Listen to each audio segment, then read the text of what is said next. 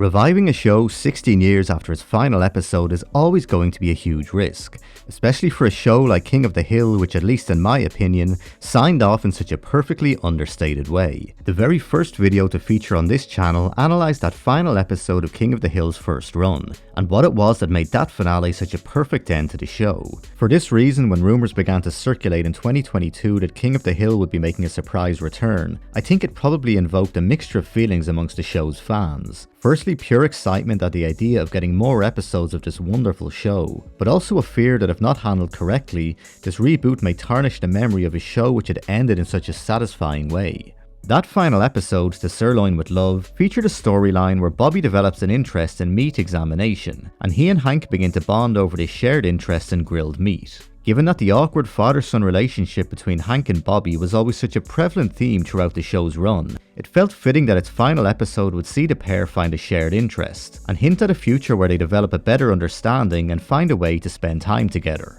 Of course, when it comes to ending a long-running show, it's almost impossible to please everyone, and one of the great aspects of this type of ending is that to a certain extent it allows the viewer to make up their own mind as to how they think the future will pan out for these characters. However, the challenge with reviving the show after 16 years is that the show's creators now have to show exactly how that future has panned out. The first episode of the revival essentially acts as a pilot for the new show, and the majority of the episode is dedicated simply to setting the scene and filling us in to where the show's characters are now at in their lives. We learn that Hank and Peggy have spent the last number of years living on the Aramco ranch in Saudi Arabia, and are now returning to an Arlen, Texas, which has changed drastically since they left. The premise of the Hills having been living away from Arlen and now returning is pretty clever in my opinion, as it means we're seeing Hank and Peggy dealing with these changes to society in real time, as they adapt to a very different Arlen to the one they left.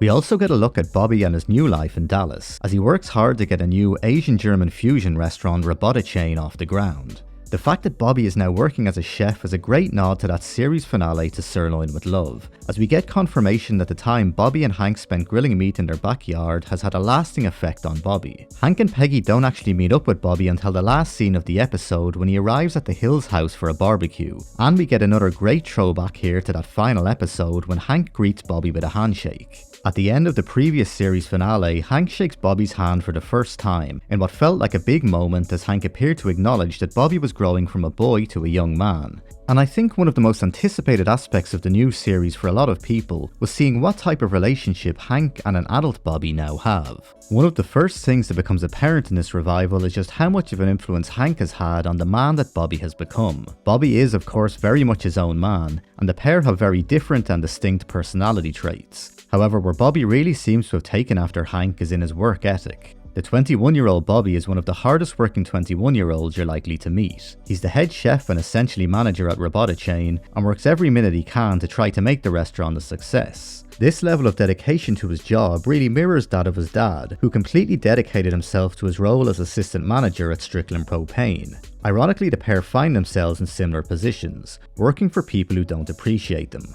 However, I do think that where Bobby and Hank differ is that while Hank's dedication to his work was taken advantage of by his boss Buck Strickland, Bobby seems to definitely have an end goal in sight. He has a 15% stake in the restaurant and knows that if his hard work makes the restaurant a success, it's only going to help towards furthering his career and his dream of being a really successful chef. It's also noticeable that Hank is definitely a little bit more laid back and open-minded in this revival. Although this may be influenced from having spent time living abroad, I like to think that it may also be a bit of Bobby's influence rubbing off on Hank. We get some really great Hank and Bobby moments in this season that give an idea of the type of relationship the pair now have. When they enter rival beers into a home brewing competition, it escalates into a feud before a nice moment when they both pull their beers from the competition and acknowledge that instead of competing with each other, they would have actually preferred to spend the time working together. But I think the best Hank and Bobby moment we get in this season is during the episode Any Given Hill Day, when the pair are alone in the car and Bobby confides in Hank that he's going to end his relationship with Willow.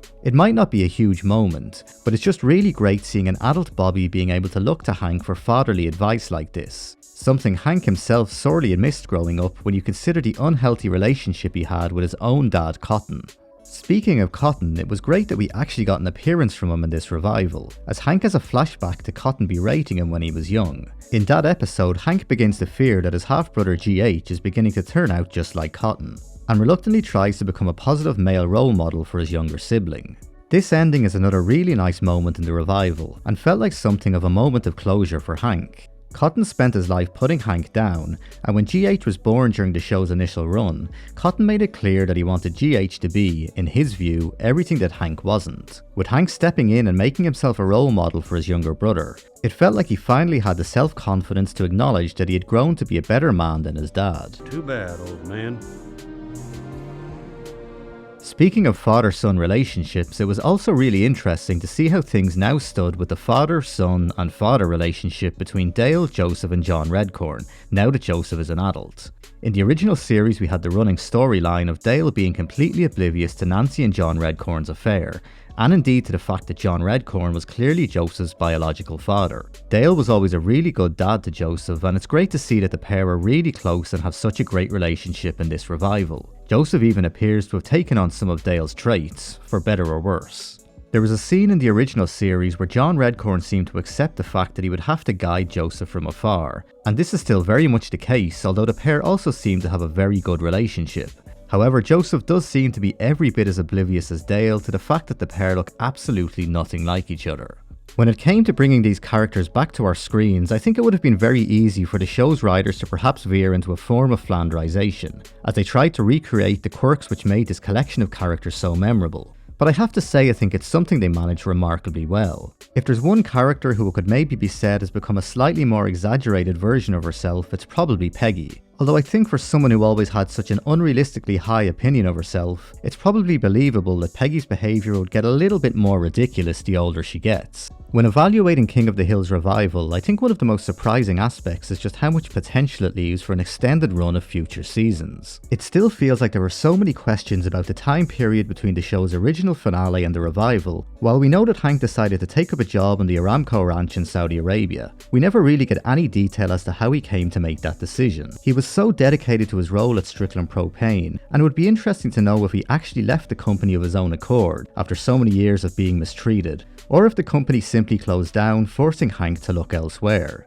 Two characters who are of course missing entirely from the revival so far were Luann and Lucky. Sadly, the passing of voice actors Brittany Murphy and Tom Petty meant that there was always going to be a decision for the show's writers to make around whether to recast the characters or to simply write them out of the show. Given that there was no mention of either character in the revival so far, it'll be interesting to see if we get an explanation in the upcoming season as to where Lucky and Luann are now, especially considering what a huge part of the show Luann was in its early years. It would be great to maybe even see a now older Gracie carry on Luann's legacy on the show. One of the most prominent storylines throughout the season 14 revival was the developing relationship between Bobby and Connie. Rather than go down the expected route that Bobby and Connie would simply be together from the revival's beginning, we instead find that the pair have drifted apart over the years, and after running into one another begin to gradually grow close again, eventually going on a date in the season's final episode. And it'll be interesting to see how their relationship develops as the show goes forward. So overall, was the King of the Hill revival a success? I honestly think it can be argued that they simply could not have done a better job with this revival. There was so much fear that bringing back King of the Hill after so many years would tarnish its legacy.